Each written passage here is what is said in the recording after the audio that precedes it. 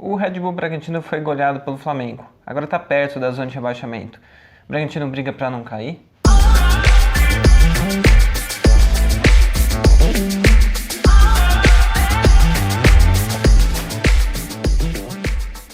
Olá pessoas, eu sou Rodrigo Seixas, eu estou aqui mais um RS Análises, mais um vídeo no canal DP Channel para falar do Bragantino, para falar da situação do time. Mas antes, vamos lembrar dos patrocinadores do canal. O canal é patrocinado pela RV Sistema de Segurança, pela Oregon Estacionamentos, pela Farma Souza e pela Fatec de Bragança Paulista. Então é isso, o Bragantino jogou no fim de semana contra o Flamengo, jogou no sábado e perdeu de 4-1. Um jogo em que o Bragantino teve um jogador expulso ali com 2-3 minutos, o Luan Cândido. Depois disso o Flamengo passou a ter posse de bola, passou a ficar atacando, criou muitas chances. O Cleiton foi o principal jogador do Bragantino no jogo, com ótimas defesas, mas não tinha como, né? O Flamengo foi atacando, fez um gol ali no primeiro tempo com o Gabigol, né? Fez 1-0, daí depois o Bragantino até conseguiu empatar no segundo tempo de pênalti, o Elinho empatou, mas daí não tem jeito, né? O Flamengo foi pressionando, foi apertando e marcou 3 gols ali com o Pedro, uma diferença ali de 5 minutos, um na sequência do outro, e matou o jogo.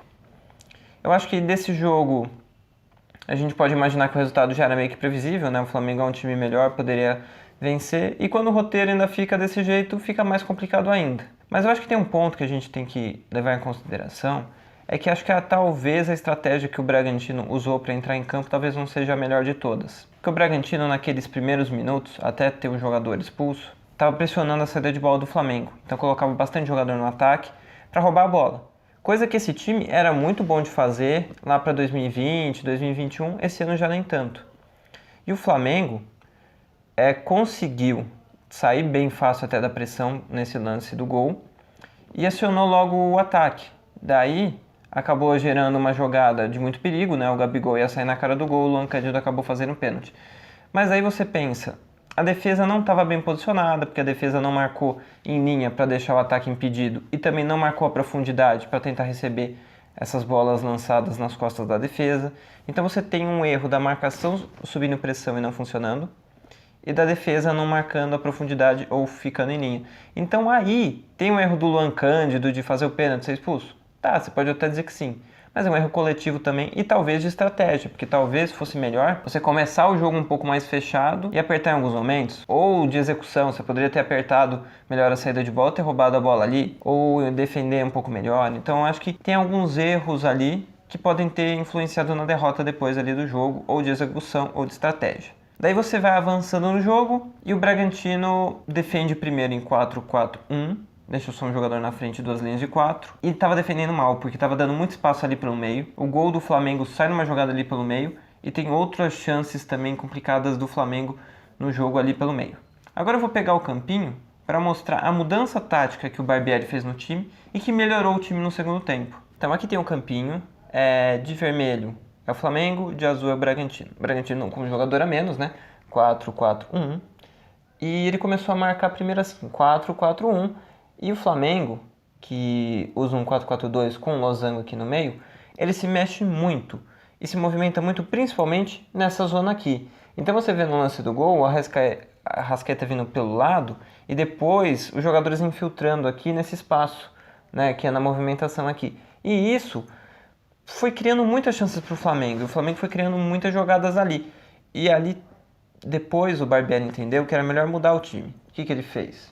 Ele colocou mais um volante na equipe, que é a entrada do Eric Ramírez, o Raul e o Jadson faziam um trio aqui, e depois sobravam mais 2 na frente. O que ele fez? Ele fechou mais o espaço aqui, dificultando um pouco do Flamengo atacar por dentro, e ele abriu um pouco a lateral do campo. Ele escolheu abrir um pouco o lado do campo, porque ele achou que ali o Flamengo criava um pouco menos e tentar fechar um pouco mais aqui. E até que deu certo, porque o segundo tempo o Bragantino fecha melhor e consegue segurar um pouco o Flamengo. Só que assim, o Flamengo é bom também atacando pelo lado. E nessa o Flamengo conseguiu fazer 3 gols com o Pedro. Primeiro vem aqui pelo lado, cruza e ele faz o gol.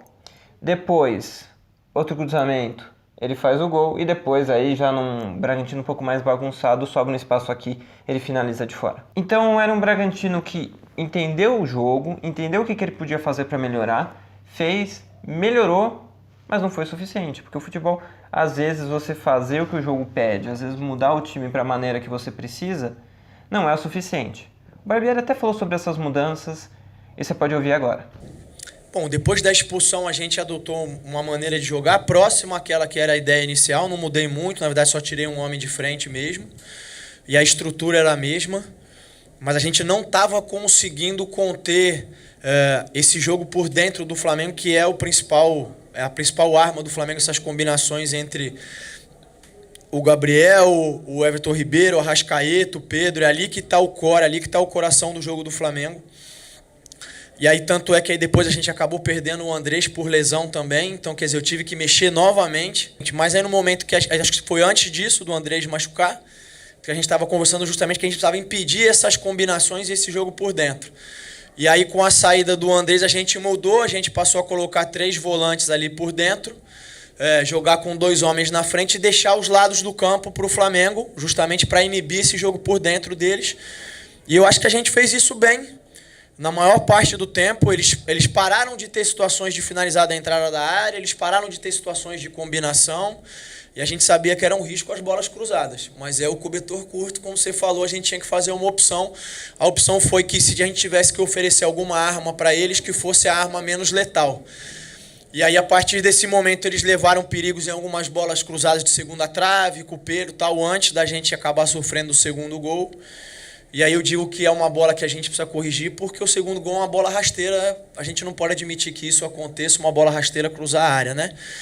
Então você vê ele explicando o que ele fez, por que ele mudou o time, qual era a ideia. Eu acho até que funcionou a ideia dele, mas até um certo ponto, né? O Flamengo hoje é um time melhor, é um time mais caro também, e que conseguiu bater o Bragantino, não vou dizer sem dificuldades, porque o Bragantino até que foi bem em alguns momentos, mas, né? O Bragantino podia ter sido um pouco melhor no jogo, talvez acertando a estratégia no início do jogo, talvez já entrando com um time que fechasse mais o centro do campo desde o começo e sem subir tanta marcação.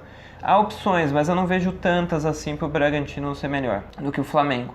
Se o Flamengo jogava em casa, tendo o Pedro, que é um jogador que vai para a Copa do Mundo, não é qualquer jogador que vai para a Copa do Mundo, e o Pedro vai, então é um jogador que você não pode dar um mínimo de espaço, e o Bragantino, nos poucos espaços que deveria conseguir marcar 3 gols, então acho que era um jogo muito complicado realmente para o Bragantino. Daí agora você pensa, o Bragantino vai cair? O Bragantino tem 35 pontos, está mais ou menos perto da zona de rebaixamento, então a torcida começa a ficar um pouco preocupada. Mas daí eu fui fazer umas contas. O Bragantino tem 35 pontos e 46 pontos é a pontuação de tranquilo, não cai.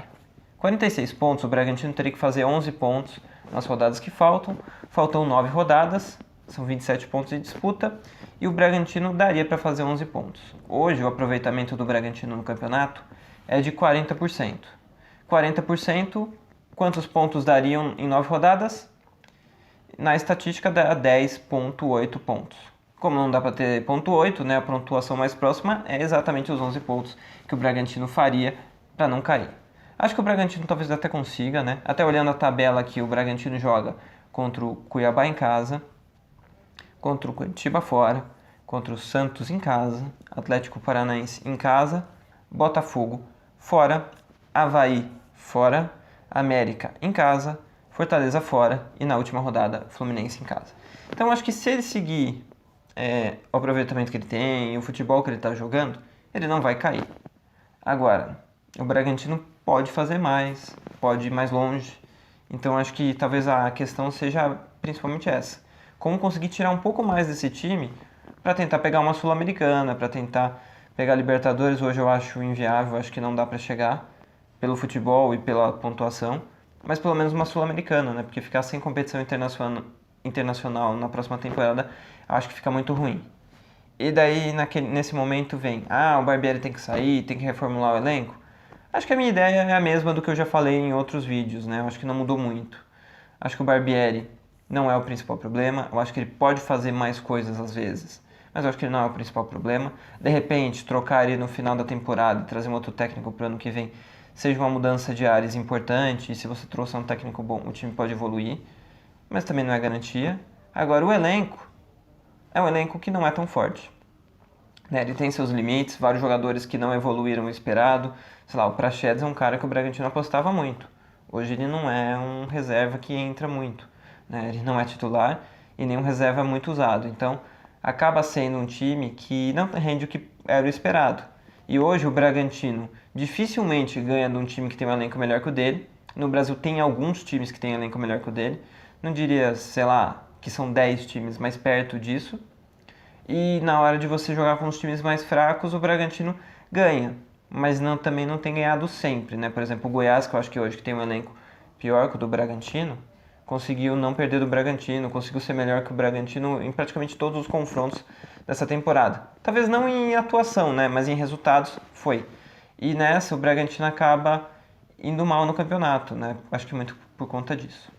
Mas então é isso, RS Análise dessa semana. Essa semana tem o jogo contra o Cuiabá. Acho que é um jogo extremamente importante. O Bragantino precisa vencer esse jogo. E depois a sequência é essa sequência que eu já falei. Então é isso, até o próximo RS Análises. Valeu!